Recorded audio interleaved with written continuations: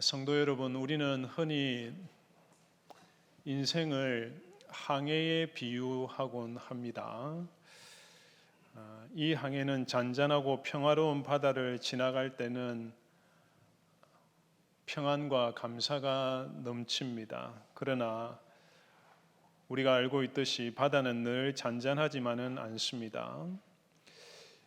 예기치 못한 순간 먹구름이 찾아오고 배를 집어 삼킬 듯한 파도가 몰아칠 수 있죠.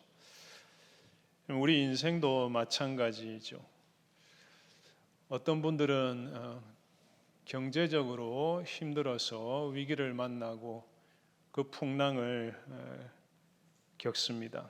또는 평온했던 좋았던 관계가 한순간에 깨어지는 배신당하는 아픔이 찾아오고 또 한순간에 건강을 잃어버리는 그런 질병의 풍랑이 닥쳐오기도 합니다. 또 바라던 일들이 좌절되는 실패의 풍랑을 만나기도 하죠. 이 같은 인생의 풍랑 앞에서 우리는 참 무력감을 느끼고 두려워 떨게 됩니다. 근데 오늘 본문도 보시면 이 풍랑을 만난 사람들이 등장하지요. 누구인가요? 바로 예수님의 제자들입니다. 제자들은 갈릴리 바다 한가운데서 갑작스러운 풍랑을 만났습니다. 바다에 큰 놀이 일어나 배가 물결에 덮이게 되었으되, 우리 역시 이러한 삶의 풍랑이 휘몰아칠 때 어떻게 대응해야 하겠습니까? 이 풍랑 앞에서 좌절하지 않고 어떻게 계속해서 믿음의 항해를 이어갈 수 있겠습니까? 오늘 본문을 중심으로 인생이 풍랑에 찾아올 때 우리가 견고하게 붙잡아야 할 세 가지 원리 살펴보겠습니다. 먼저 예수님을 따르는 길에도 풍랑이 찾아올 수 있다는 사실을 다루겠습니다. 예수님을 따르는 길에도 풍랑이 찾아올 수 있다. 그 다음 인생의 풍랑을 통해서 우리의 믿음이 연단되고 성장한다는 점을 다루겠습니다. 그리고 마지막 세 번째로는 예수님이 누구신지 알고 확신해야 한다는 것을 또 이 사실에 주목하겠습니다. 자, 첫 번째로 예수님을 따르는 길에도 풍랑이 찾아올 수 있습니다. 여러분, 오늘 본문에서 지나치기 쉽지만 한 가지 흥미로운 사실이 있습니다. 그것은 제자들은 예수님을 거역하거나 딴 길로 갔을 때 풍랑이 찾아온 것이 아니라는 점입니다. 예수님을 믿고 따르는 도중에 예기치 못한 풍랑이 휘몰아쳤죠. 본문은 이렇게 시작합니다. 예수께서 배에 오르심에 제자들이 따랐더니 예수님 배에 먼저 오르셨고 그 예수님을 따라 같은 배에 탔다가 풍랑을 만났습니다. 죄를 짓고 뭔가 잘못한 대가로 풍랑을 만난 것이 아니라는 것이죠. 주님을 배신하고 자기들끼리 돌아다니다가 난데없이 풍랑을 만나지 않았다는 것입니다. 주님을 신실하게 잘 따랐음에도 불구하고 풍랑이 찾아왔다. 오늘 본문 직전의 말씀을 보시면 제자들은 아주 큰 결단을 하고 주님을 따라 나섰음을 알 수 있습니다. 오늘 본문 직전에 제자도에 관한 말씀이 나오지요. 작년 12월에 우리가 살펴보았습니다. 한 서기관이 예수님께 와서 주님 어디로 가시는지 따르겠다고 했을 때 예수님께서 인자는 머리 둘 곳도 없다 말씀하시니까 돌아가 버렸습니다. 그 다음 또 한 사람이 아버지 장례를 먼저 치르고 와서 예수님을 따르면 안 되겠느냐고 했을 때 아버지 장례보다도 더 우선해서 나를 따르라고 말씀하셨죠. 그럼 이 말씀을, 제자도에 대한 이 말씀들을 듣고 지금까지 예수님을 추종하고자 했던 많은 사람들이 돌아가지 않았겠습니까? 하지만 23절에서 제자들은 어떤가요? 제자들은 남아서 주님을 계속 따르기로 작정했습니다. 여러분, 그렇다면 한번 생각해 보십시오. 이 제자들이야말로 칭찬받아야 할 사람들 아니겠습니까? 근데 이렇게 모든 것을 제쳐두고 주님을 따라 나선 제자들에게 제일 먼저 닥쳐온 현실이 무엇인가? 큰 상, 큰 복이 아니라 큰 풍랑이었다.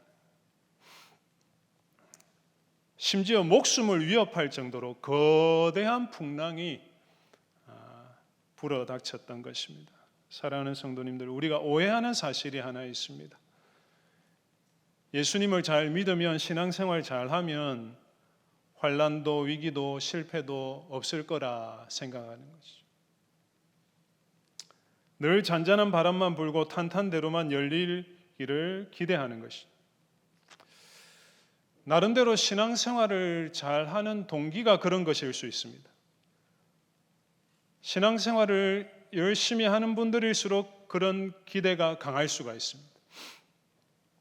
그러나 여러분, 주님을 잘 믿는 사람도 인생의 풍랑을 만나서 어려움에 처할 수 있음을 오늘 본문은 말씀하고 있죠. 믿음의 사람도 병에 걸릴 수 있습니다. 사업이 어려워질 수도 있고요.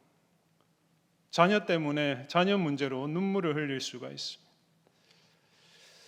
예수님을 따라서 모든 것을 제쳐두고 주님을 따라 나섰다고 해서 어려움이 면제된다고 성경은 가르치지 않습니다. 우리가 여러분 이 사실을 수긍할 수 있어야 이 거친 삶의 풍랑을 회피하지 않고 직면할 수 있지 않겠습니까? 여러분, 우리는 이 고난의 풍랑을 만나면 이렇게 자책할 때가 있지요. 내가 무슨 죄를 지었나? 내가 뭘 잘못했는가? 또는 예수님이 정말 나를 사랑하시는가? 나는 나름 주님을 잘 믿어왔는데 왜 이런 고난이 닥쳐왔는가? 불평하고 원망할 수도 있습니다. 심지어 불신자들이 우리를 향해서 은근히 욕하죠. 예수 잘 믿고 교회 잘 다니는데 왜 그래 어려움이 찾아오느냐? 조롱할 때도 있습니다. 하지만 여러분, 우리가 믿음의 여정을 걸어갈 때 오늘 본문처럼 언제든지 이런 풍랑이 찾아올 수 있음을 잊지 않아야 하겠습니다. 받아들일 수 있어야 합니다. 그런데 여러분, 우리가 이렇게 힘겨운 풍랑을 신앙의 여정 가운데 만날 수도 있다는 사실을 받아들일 수 있는 이유가 있습니다. 그 이유가 무엇일까요? 왜냐하면 예수님께서 이 거센 풍파 속에서도 우리와 함께 하시기 때문입니다. 오늘 본문을 보십시오. 제자들이 갔던 그 배, 지금 폭풍우를 만나서 정신없이 흔들리고 있는 그 배, 요동치는 그 배에 누구도 같이 계셨습니까? 예수님도 같이 계셨지요. 제자들을 떠나지 않으시고 함께 하셨습니다. 여러분, 우리가 환난을 만날 때 어떤 의문이 찾아오나요? 주님, 나와 함께 하시는가? 이 어둠의 시간에도, 이 고통의 시간에도 나와 같이 계시는가? 나와 동행하시는가? 나와 동행하신다면 이 풍랑을 막아주시든지 좀 빨리 해결해 주셔야 할 것 아닌가? 잠시 고통당하고 있는 나를 버리셨는가? 하지만 결코 그렇지 않습니다. 예수님은 풍랑 가운데도 언제나 우리를 떠나지 않으시고 함께 하십니다. 그래서 여러분, 우리가 인생의 항해를 할 때 풍랑이 찾아오더라도 우리만 항해한다, 우리만 외롭게 항해하는 것이 아니라는 것 꼭 기억해야 하겠습니다. 가장 짙은 어두움 가운데도 주님이 함께 계시지 않는 것처럼 느껴지는 그 순간에도 주님은 나와 함께 계신다. 히브리서 13장 5절 말씀입니다. 내가 결코 너희를 버리지 아니하고 너희를 떠나지 아니하리라. 믿으시길 바랍니다. 자, 두 번째, 풍랑 가운데 믿음이 단련되어 성장합니다. 풍랑 가운데 믿음이 단련되어 성장합니다. 앞에서 예수님 믿는 사람, 주님을 따르는 신자에게도 풍랑이 찾아온다는 사실을 인정하자고 했습니다. 그런데 여러분, 왜 신앙인에게 이런 풍랑이 찾아올까요? 가급적이면 모든 풍랑이 좀 비껴가도록 해주시면 좋을 텐데 왜 그렇지 않을까요? 그것은 풍랑을 통해서 우리의 믿음이 단련되고 자라기 때문입니다. 그것이 풍랑을 허용하시는 주님의 뜻이죠. 하나님은 풍랑 가운데 우리의 신앙을 망가뜨리지 않으시고 우리의 믿음을 연단하시고 강화시켜 주십니다. 오늘 본문을 보십시오. 물이 배에 가득 차서 금방이라도 배가 침몰할 수 있는 이 급박한 위기에 빠졌을 때에 제자들이 어떻게 했습니까? 예수님을 깨웠지요. 주여 구원하소서, 우리가 죽겠나이다. 이때 예수님께서 일어나셔서 하신 말씀을 들어봅시다. 어찌하여 무서워하느냐, 믿음이 작은 자들아. 여러분, 예수님 일어나셔서 먼저 어떻게 하셨습니까? 주님은 먼저 사납게 휘몰아치는 이 제자들을 괴롭히고 두렵게 만드는 이 광풍을 향해서 말씀하지 않으셨습니다. 이 광풍을 제압하지 않으셨습니다. 예수님은 먼저 제자들의 믿음을 지적하시죠. 여러분, 무엇을 알 수 있습니까? 예수님의 관심은 우선적으로 광풍이 아니라 제자들의 믿음이었다. 제자들의 믿음이었다. 이 거친 풍랑 속에도 주님을 신뢰하는 그들의 믿음, 이 위급한 상황일지라도 주님을 바라보고 의지하는 그들의 믿음을 테스트하셨다고 볼 수 있겠습니다.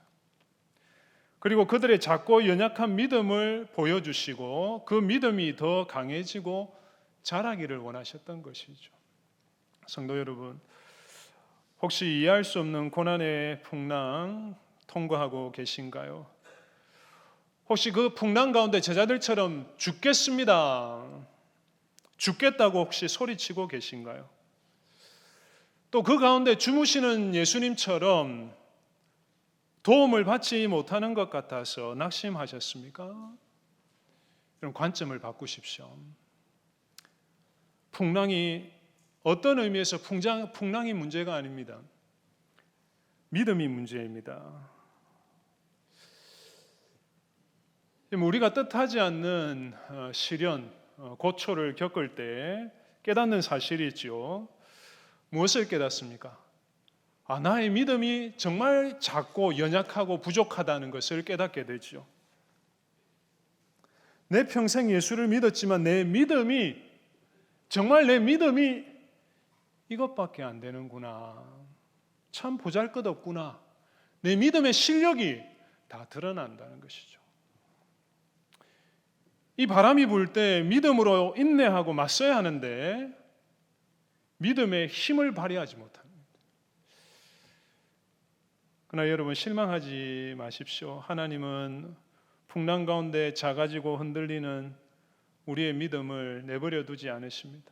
우리의 믿음을 연단하시고 자라게 하십니다. 그래서 인생의 풍랑은 우리의 믿음을 강화시키는 하나님의 훈련소라고 하겠습니다. 여러분, 이런 말이 있지 않습니까?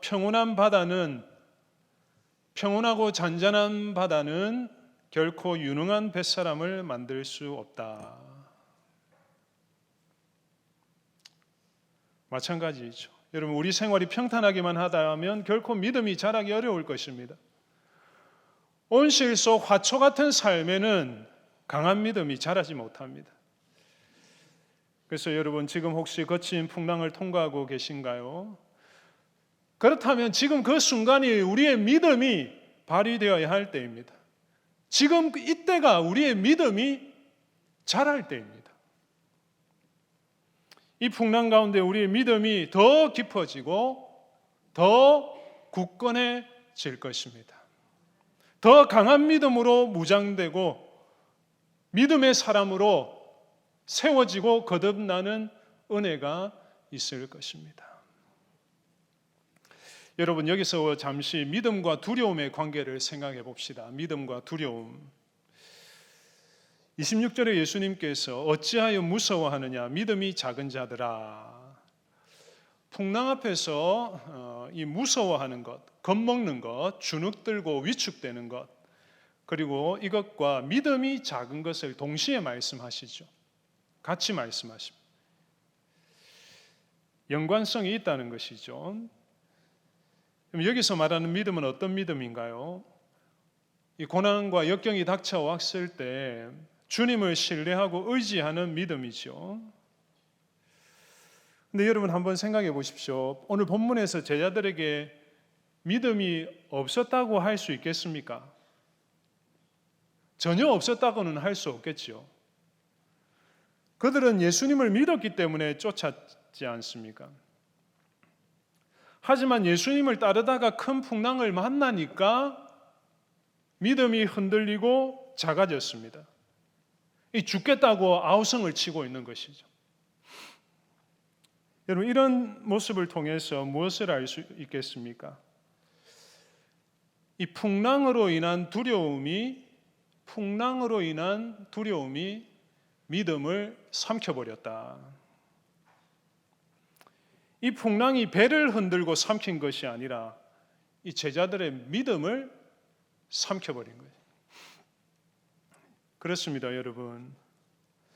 고난으로 인한 두려움이 우리의 믿음을 억압하지요. 우리의 믿음의 힘을 발휘하지 못하게 합니다. 두려움이 우리의 믿음을 삼켜서 낙심하고 좌절하게 만드는. 그러나 여러분, 아무리 힘든 풍랑을 만나더라도 우리가 믿음을 발휘하면, 주님을 바라보면, 의지하면 승리하게 될 것입니다. 여러분, 그런 의미에서 우리가 두려워할 풍랑은 무엇인가요? 우리가 정작 두려워해야 할 풍랑은 어떤 고난과 시련 그 자체가 아니라고 하겠습니다. 정작 두려워해야 할 풍랑이 무엇인가? 우리의 믿음, 주님을 바라보고 의지하는 살아있는 우리의 믿음을 대적하고 몰아내는 두려움의 풍랑, 우리의 심령에 찾아오는 이 두려움의 풍랑, 의심의 풍랑, 이 불신의 풍랑을 조심하고 격려해야 하겠습니다. 이 풍랑과도, 인생의 풍랑과도 싸워야 하겠지만 이 더 중요한 내면의 싸움을 잘 감당해야 하겠습니다. 두려움의 풍랑, 의심과 불신의 풍랑과 맞서 이겨야 하겠습니다. 꼭 기억합시다. 믿음을 발휘해서 두려움의 풍랑을 잠재울 것인가? 아니면 풍랑으로 인한 이 두려움이 내 믿음을 삼켜버리도록 내둘 것인가?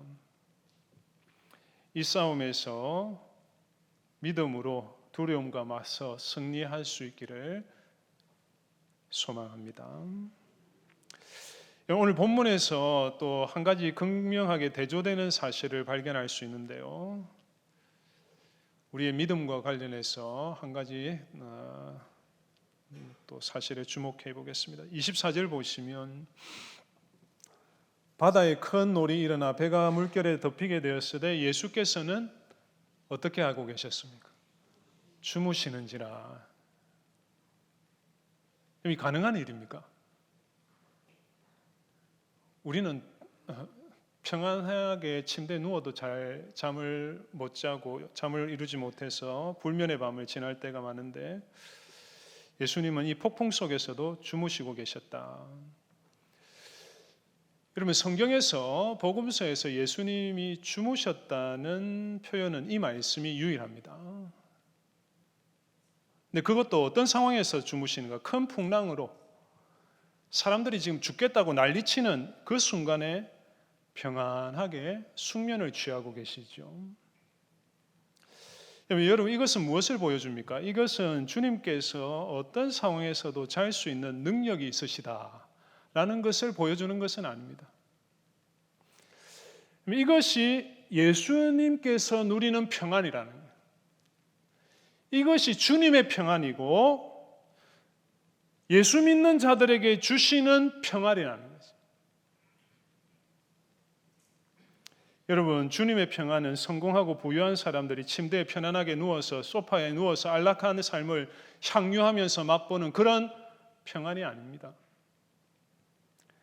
주님의 평안은 인생의 거센 풍랑에서도 빼앗기지 않고 누리는 평안입니다. 이런 평안을 우리에게 주시고자 하십니다. 예수님 말씀하셨죠.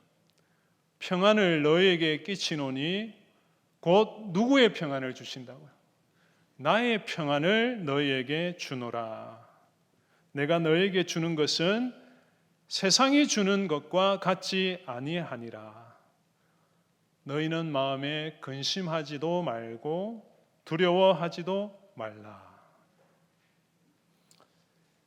이 두려움을 뛰어넘는 이 평안, 주님의 평안이 우리의 삶에 임하기를 간절히 바랍니다. 자, 세 번째, 예수님이 누구신지 알고 확신해야 합니다. 예수님 누구신지 바르게 알고 확신해야 합니다. 여러분, 지금까지 인생의 풍랑을 만날 때 붙들어야 할 두 가지 원리를 말씀드렸습니다. 먼저, 예수님은 잘 믿고 따르더라도 풍랑이 찾아올 수 있음을 인정하자. 왜냐하면 주님께서 그 가운데도 우리를 버리지 않으시고 함께 하시기 때문이다. 그리고 두 번째로, 풍랑 가운데 우리의 믿음이 자라고 단련된다고 했습니다. 그런데 여러분, 그렇다면 이 인생의 풍파 많은 고초 가운데 우리의 믿음이 어떻게 자라고 강해질 수 있을까요? 믿음이 자라기 위해서는 예수님이 누구신지 바르게 알고 확신해야 하겠습니다. 예수님 누구신지 바르게 알고 확신해야 합니다. 오늘 본문을 보십시오. 예수님께서 제자들을 향해 어찌하여 무서워하느냐 믿음이 작은 자들아 말씀하신 다음에 어떻게 하셨습니까? 곧 일어나사 바람과 바다를 꾸짖으시니 아주 잔잔하게 되었거늘. 여러분, 한번 상상해 보십시오. 우리는 그냥 문자로 읽으니까 익숙하게 그냥 읽고 지나갈 수 있는데요. 여러분, 이 상황 가운데 있었다고 한번 상상해 보시기 바랍니다. 예수님께서 바다를 향해서, 성난 파도를 향해서 잔잔하라, 고요하라 꾸짖으시니까 이 배를 집어삼킬 듯한 파도가 즉시 가라앉아서 조용하게 되었습니다. 얼마나 놀라운 장면인가요, 여러분? 이 놀라운 장면을 보고 제자들이 엄청난 충격을 받았던 것이죠. 27절입니다. 그 사람들이 놀랍게 여겨 이르되 이가 어떠한 사람이기에 바람과 바다도 순종하는가? 그럼 첫 마디가 무엇인가요? 이분이 어떤 사람인가? 무슨 뜻입니까? 제자들은 아직 예수님이 어떤 분이신지 진정으로 알지 못했다는 것입니다. 예수님을 따랐지만 주님의 정체를 분명히 확실히 알지 못했다. 여러분, 8장, 오늘 읽은 8장 앞부분에서 한번 보시면 예수님은 이미 많은 기적을 행하셨죠. 하나님 나라 운동을 시작하시면서 많은 이적을 행하셨는데 질병을 명하시니까 병이 떠나고 나았습니다. 또 무엇도 명령하셨습니까? 무엇을 향해서도 명령하셨습니까? 귀신을 향해서 명령하시니까 악한 영들이 쫓겨났습니다. 네, 여러분, 오늘 본문에서는 예수님이 병이나 귀신이 아니라 무엇을 향해서 꾸짖고 명령하십니까? 바람과 바다를 향해서 명령하십니다. 자연을 향해서 명령하시죠. 그럼 자연을 대상으로 하는 기적은 처음입니다. 자연을 대상으로 하는 기적, 여기가 처음입니다. 무엇을 알 수 있습니까? 제자들은 여러분, 예수님께서 바람과 바다를 보시고 명령하실 줄은 꿈에도 몰랐을 것입니다. 전혀 기대하지도 못했습니다. 그런데 예수님 바람과 바다를 꾸짖으시니까 광풍과 성난 파도가 언제 그랬냐는 듯이 마치 시끄러운 아이들을 꾸짖으면 조용하게 되는 것처럼 잔잔해지는 이 광경을 목격했습니다. 이 사건을 통해서 주님의 정체를 분명히 알려주시고 계시하셨습니다. 제자들은 예수님이 누구신가, 주님을 더욱 온전히 알게 되었죠. 여러분, 구약 성경에 따르면 오직 한 분만이 바다를 통제할 수 있는데 그분이 누구시겠습니까? 하나님이십니다. 하나님이십니다. 주께서 바다의 흉흉함을 다스리시며 그 파도가 일어날 때에 평정케 하시나이다. 여러분, 그런데 오늘 본문에서 하나님만이 하실 수 있는 그 일을 누가 하십니까? 예수님께서 하시죠. 여러분, 예수님은 어떤 분이십니까?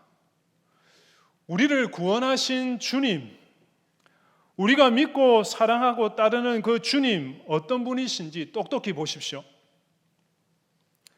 여러분, 그분은 연약한 인생이 아니십니다. 예수님은 하나님이십니다. 전지전능하신 권능의 하나님이십니다. 능치 못한 일이 없으신 주님이십니다. 만물의 주인이시죠.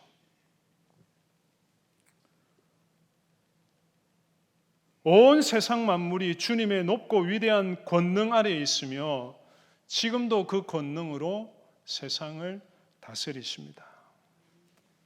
심지어 우리가 두려워하는 이 세상을 지배하고 있는 이 죄와 사망의 권세까지도 주님은 다스리시고 정복하신 하나님이십니다. 그렇다면 우리가 어떤 두려워하는 모든 영역에서도 우리가 어찌할 수 없는 그 문제도 다스리시고 잠잠케 할 수 있음을 믿어야 하겠습니다.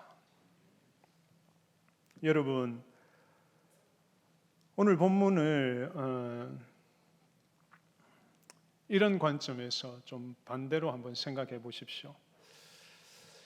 만약 제자들이 예수님께서 이 바람과 바다, 미칠 듯이 휘몰아치는 이 바람과 바다를 고요하게 하실 수 있는 분이라는 것을, 이 주님의 권능을 알고 믿었다면 그들이 어떻게 했을까요? 두려워했을까요? 두려워하지 않았을 것입니다. 오히려 이렇게 반응하지 않았겠습니까? 그래, 바람아, 그래, 파도야, 한번 불어봐라. 한번 쳐보아라.